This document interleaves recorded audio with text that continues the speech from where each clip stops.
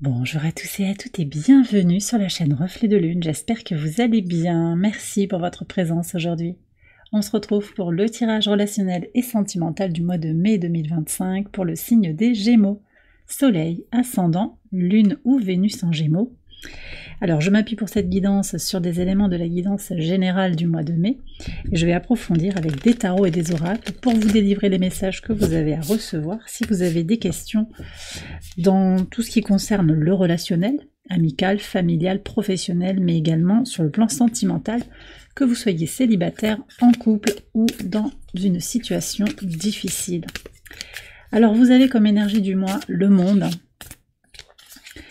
qui annonce une forme de complétude, une connexion à de l'abondance sur le plan relationnel, possiblement sur le plan sentimental.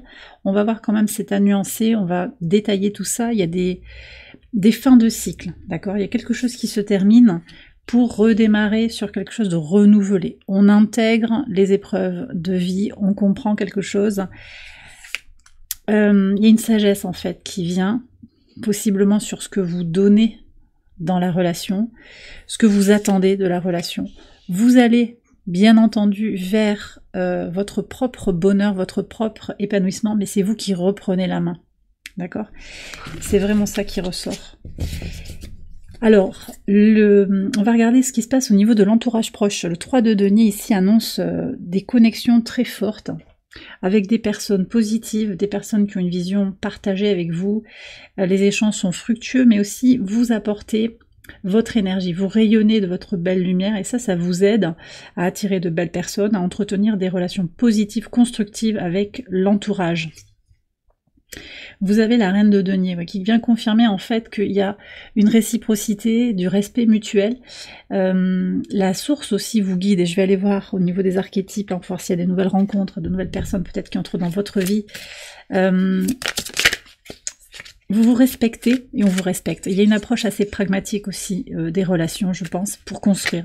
Alors peut-être que vous allez vous connecter sur le plan des missions, sur le plan professionnel, il y a des projets communs peut-être qui sont très positifs, très fructueux, mais aussi parce que vous avez appris des rencontres du passé, peut-être des mauvaises expériences, on va dire, des déceptions du passé, en particulier sur le plan des projets, sur le plan de l'argent aussi, vous avez peut-être prêté de l'argent, on vous l'a pas rendu. Là maintenant, vous êtes plus prudent, je pense, plus sage, à l'image de cette énergie saturnienne qu'on retrouve dans la carte du monde.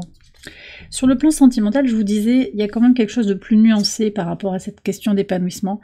Beaucoup de questions qui apparaissent et surtout un retour à soi. Alors on va voir ce que nous dit. Ouais, le roi de coupe quand même, très très belle énergie.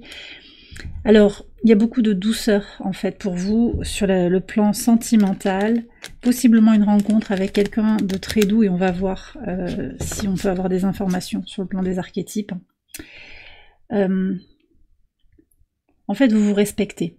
Je pense que vous allez être amené à vous poser moins de questions, à sortir d'un certain enfumage aussi. D'ailleurs, ça ressort aussi sur les situations difficiles. On voit qu'il y a de la fermeté pour avancer, mais ça je vais vous en parler après. Ce 7 de coupe, il nous parle aussi de doutes personnels que vous allez dépasser par un travail sur vous, cette connexion à votre temple intérieur, cette idée aussi que les épreuves passées ne préjugent en rien de ce qui va vous arriver. C'est pas parce que vous avez eu des déceptions, des échecs d'une certaine nature, et quand je dis échec, je mets des guillemets, c'est toujours des expériences, qu'elles vont se répéter de la même façon exactement. Alors on va voir qui vient vers vous.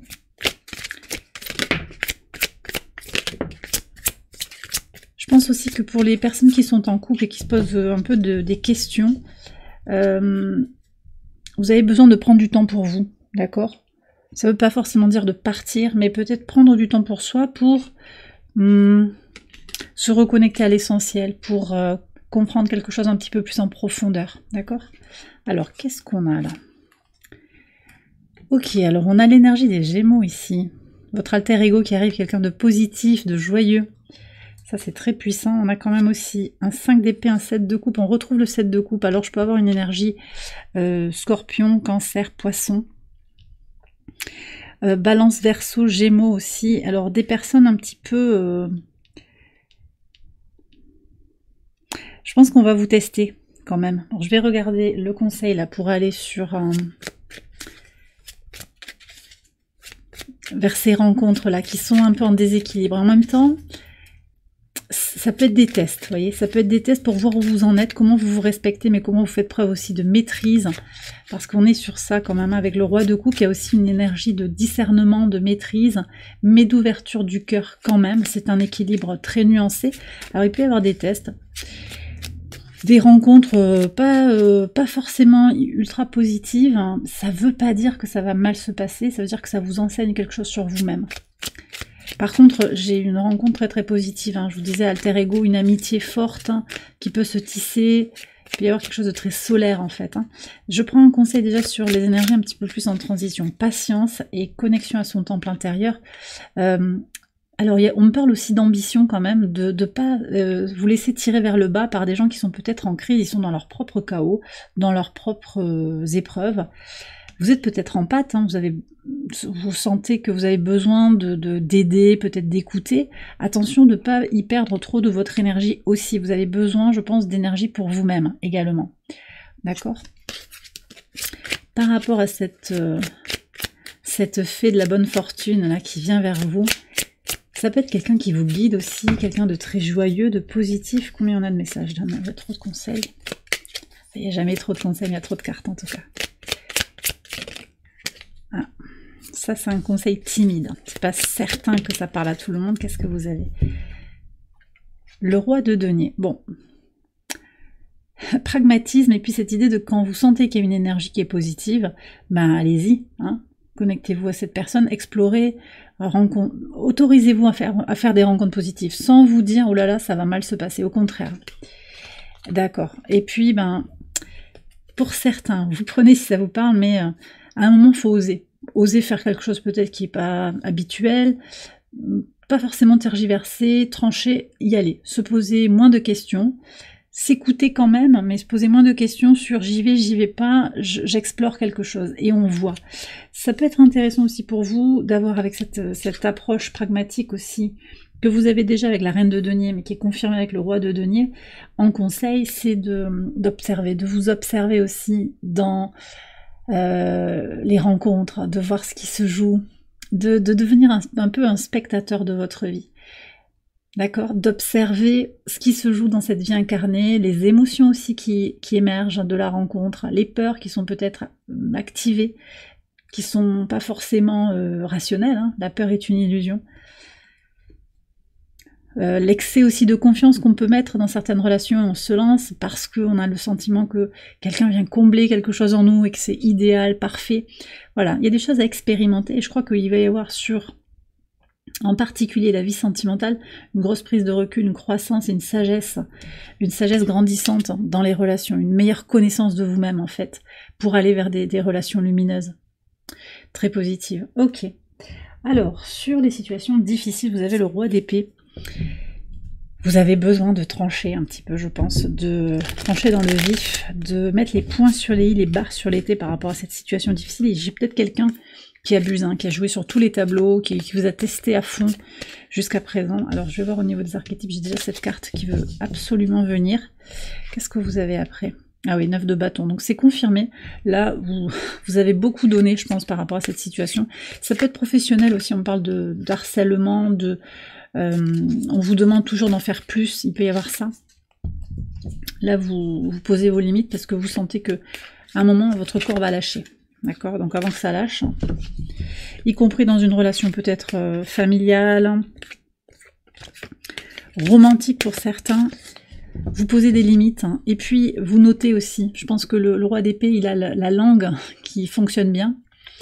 Vous vous rappelez en fait de ce qui s'est passé, peut-être que vous prenez des notes aussi sur ce qui a été dit, parce qu'il peut y avoir quand même cette notion, en particulier si on est dans du sentimental, une personne qui a une faille narcissique importante, qui va mentir, qui va nier les faits, nier même des échanges, des paroles qui ont été dites. Donc vous gardez des traces aussi. Vous gardez des traces. Ok, j'ai pas mal de cartes qui sont venues. Peut-être qu'il y a plusieurs scénarios. On va aller voir. Vous allez avoir Mercure dans votre signe toute fin du mois. Ça va vous aider vraiment Ça va vous vivifier. Et puis cette entrée de Mercure en Gémeaux, elle se fait en même temps que l'entrée de Saturne en Bélier. Et donc tout ça, ça vient résonner très très joliment avec votre signe. Ça vous aide à prendre juste votre lot de responsabilités. C'est-à-dire que si l'autre vous dit, par exemple, tu as détruit ma vie, tu as gâché ma vie, c'est sa responsabilité de penser ça. Vous prenez votre part de responsabilité, sans culpabilité. On fait chacun fait du mieux qu'il peut. Mais attention à des stratégies de culpabilisation. On a aussi tout le mois de mai une lune noire en Scorpion qui aide justement à aller chercher ces énergies sombres qui peuvent être la rancune, le désir de vengeance, la manipulation, comment on se manipule, comment on essaye aussi de manipuler l'autre, ou on se fait manipuler. Ça vaut dans tous les sens. Il peut y avoir de la manipulation même si on pense à bien. En fait, on pense bien faire et on peut quand même manipuler la relation.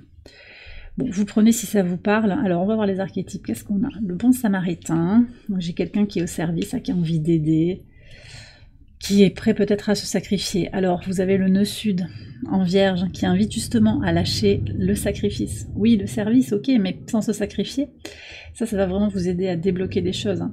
Vous n'êtes pas corvéable à merci, et puis, trop bon, trop con. D'accord, ça c'est encore vous, je pense, le créatif, l'artiste. Il y a quelqu'un qui joue. Je vous ai dit, quelqu'un qui joue sur tous les tableaux, qui tente, qui teste. C'est quelqu'un qui joue avec votre patience, qui joue avec vos nerfs, qui teste un lien d'amour que vous avez pour cette personne. Et là, ouais, c'est un peu quelqu'un, je pense, qui manque de maturité quand même. Maturité émotionnelle. Il y a la reine et le poète. Ouais, le poète et l'artiste. Alors, ça peut être vous, très créatif, très inventif, très artiste dans l'écriture peut-être, dans les arts plastiques aussi. Ça peut être vous, malgré tout, cette personne qui manque de discernement, peut-être de maturité. Je crois pas que ce soit vous. Par contre, elle vous voit quand même comme sa reine. Que vous soyez un homme ou une femme, il y a quelque chose de très puissant. Ça peut être un lien d'âme aussi, quand même. Donc malgré la maladresse de cet individu qui vous fait monter la moutarde, il y a quand même c'est quelqu'un qui s'intéresse à vous, même si vous ne le montrez pas. Voyez ? Après, vous avez peut-être mis cet autre aussi sur un piédestal. Et là, vous êtes en train de voir également que finalement, elle n'est pas ou il n'est pas si parfait que ça. D'ailleurs, qui est parfait? Et là, les défauts affleurent. Et votre discernement, peut-être votre travail d'écriture aussi, vous aide à vous rappeler de ce qui s'est joué, de ce qui s'est passé. Alors, il ne s'agit pas de ressasser le passé, mais c'est de ne pas oublier, parce que peut-être que vous avez tendance à toujours voir le bon côté, pardonner, avancer, positiver, et en même temps, à vous faire un petit peu voler quelque chose, voler votre belle énergie, votre belle lumière. Mais vous allez vous protéger, Là maintenant, moi je pense que vous avez assez donné aussi par rapport à cette situation. Si l'autre il a envie d'être dans son chaos, c'est son problème. Vous n'êtes pas obligé d'en faire les frais. Après, je peux avoir quelqu'un quand même qui a une addiction au jeu. Alors jeux vidéo, mais aussi au paris. Il peut y avoir aussi une problématique comme ça avec peut-être des risques d'endettement, une addiction, peut-être aussi à l'alcool. Il peut y avoir quelque chose qui est coûteux en fait. Coûteux en termes financiers, mais aussi en termes énergétiques et en termes de santé. Et ça impacte peut-être le foyer, la famille, le couple. Il peut y avoir un problème comme ça aussi. Alors je vais prendre un conseil par rapport à cette situation. Finalement, vous voyez, je sais pas s'il y a plusieurs sites. Bien sûr, c'est une guidance générale, donc vous êtes nombreux à regarder la vidéo. Mais je pensais qu'il y aurait plusieurs scénarios. Je sais pas là. Je pense pas. Je pense qu'il y a quelqu'un qui admire. On s'admire peut-être mutuellement, mais on se rend compte que là, on va toucher dans les failles de l'un et de l'autre. Et on arrive au bout de quelque chose. Allez, les conseils, s'il vous plaît. On en a deux. Ah bah tiens, 9 de bâton. Protégez-vous et libérez les blessures de l'enfant intérieur. Pourquoi est-ce que vous avez besoin de toujours être au service d'eux? Le travail d'écriture, de création aussi peut vous aider à libérer des blessures du passé. Par contre, des blessures de l'enfant intérieur. Par contre aussi, le poète a un côté et l'artiste a un côté qui manque d'ancrage, là, dans les archétypes. Hein. Ça ne veut pas dire que vous manquez d'ancrage, mais ça va être important de regarder les choses aussi pour ce qu'elles sont, de sortir de l'illusion. Alors le soleil, ben, il sera en taureau jusqu'au 20 mai, donc ça c'est très propice justement à avoir cette approche pragmatique. On va avoir aussi un transit de Mercure en taureau du 10 au 25 mai. Très positif pour voir les choses comme elles sont, d'accord. Ici on a le soleil en scorpion, donc on me renvoie quand même au signe du scorpion et à cette lune noire. Lune noire en scorpion, on est quand même sur des libérations de sa part sombre, d'accord, de toute forme de sentiments négatifs que l'on peut nourrir, ça peut être chez vous, ça peut être chez l'autre. On se libère des schémas destructeurs, autodestructeurs aussi. Il y a aussi cette notion de lâcher le contrôle, hein, qui est redonnée en écho avec le nœud sud en Vierge. Donc lâcher le contrôle sur cette situation, je pense aussi. Lâcher prise, ce qui doit venir viendra. Et peut-être qu'il vous faut vous rendre à l'évidence aussi par rapport à quelque chose qui est là, hein, qui va pas forcément être simple. Et que ça va être le travail, la responsabilité de cette personne qui est dans cette addiction, cette difficulté, de faire son travail de guérison. Vous ne pouvez pas la sauver. Ça ne veut pas dire que vous ne pouvez rien faire, mais c'est à elle de se sauver parce qu'elle en aura envie. Vous voyez, on me donne ça. Donc vous, ça va être important que vous vous protégiez et que vous voyez où s'arrêtent vos propres responsabilités. Ok ? Allez, je vais terminer. Alors, je vais faire une extension quand même hein, sur Patreon, vous la retrouvez. Le lien se trouve en barre de description. Je vais approfondir cette situation avec des oracles. Je vais aussi faire un tirage en 9 cartes avec le tarot pour aller voir les dynamiques qui sous-tendent vos questions relationnelles et sentimentales globalement. Et puis je vais aussi faire un tirage pour les liens sacrés. Alors ici sur YouTube, je vais vous tirer une carte du tarot des flammes jumelles pour voir déjà un petit peu ce que vous avez à savoir si vous êtes en parcours, peut-être parcours de flammes jumelles, lien sacré, lien d'âme. Ça peut parler aussi aux situations plus traditionnelles, aux relations, qu'elles soient sentimentales ou pas d'ailleurs. On va voir le message et puis je vais vous prendre une carte des anges de l'amour.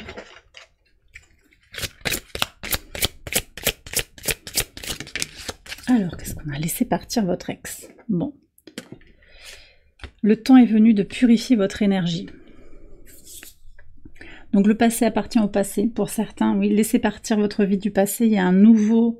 On a parlé de cette fin de cycle. Hein. Pour vous ouvrir à un nouveau cycle, hein, c'est important de vous libérer du passé. D'ailleurs, il faudrait que je vérifie, je crois que vous avez le 6 de coupe en maison 6, dans la guidance générale, ouais c'est ça. Et je vous avais dit de vous libérer des objets en fait qui sont associés énergétiquement à votre vie d'avant. Donc ça peut être aussi des affaires, hein, des vêtements de votre ex, des objets qu'il vous a offert, qu'elle vous a offert. Ça, c'est à vous de voir ce que vous voulez faire, mais énergétiquement, les objets, ils sont chargés. Ils ont une charge énergétique hein, qui contribue peut-être à vous laisser dans un entre-deux aussi. Hein. Et pour les liens sacrés, la fusion, on a le monde. Ok. Alors, c'est une très très belle carte hein, qui semble annoncer qu'il y a une fin de parcours, une reconnexion très puissante. Si vous êtes encore en séparation, il peut y avoir une reprise de contact, une pré-réunion, une réunion. Surtout, ce que je sens, c'est qu'on évolue très très fortement sur son parcours, en fait, et on intègre les leçons de ce parcours. Donc, où que vous en soyez, moi je sens que quand même il y a des personnes, hein, et on est sur cette énergie globalement au niveau de l'égrégore des flammes jumelles, actuellement, de mettre les points sur les i et les barres sur les t, d'arrêter de se sacrifier pour la relation. Il y a vraiment ce besoin de se prioriser, de retirer son énergie, pas de couper le lien, mais de le mettre en pause quelque part pour se retrouver, se ressourcer. Et ça fait bouger l'autre polarité. Donc, voilà. Et c'est ce qui ressort aussi au niveau des cartes. Hein. Donc c'est possible que vous alliez aussi vers ce cheminement-là. Et bien voilà, les Gémeaux, j'ai terminé votre tirage, j'espère qu'il vous a éclairé. Si c'est le cas, je vous invite à liker la vidéo, à vous abonner si vous ne l'avez pas encore fait. Vous pouvez également aller voir les autres vidéos de cette série pour votre ascendant, votre lune ou votre Vénus. Je vous invite donc à nous retrouver sur Patreon pour l'extension de ce tirage. Vous pouvez venir pour un mois et vous désabonner tout de suite. Vous pouvez venir pour plusieurs mois, venir un mois et revenir dans quelques mois, vous abonner à l'année. Il y a différentes façons de me soutenir et d'accéder aux vidéos sur Patreon. Chacun trouve son compte en fonction de ses disponibilités, de ses moyens, de ses souhaits. En tout cas, quand vous accédez aux extensions, vous avez accès donc au tirage du mois, tirages généraux, sentimentaux, tous les mois passés aussi, si ça vous intéresse, le tirage du semestre, donc d'avril à septembre.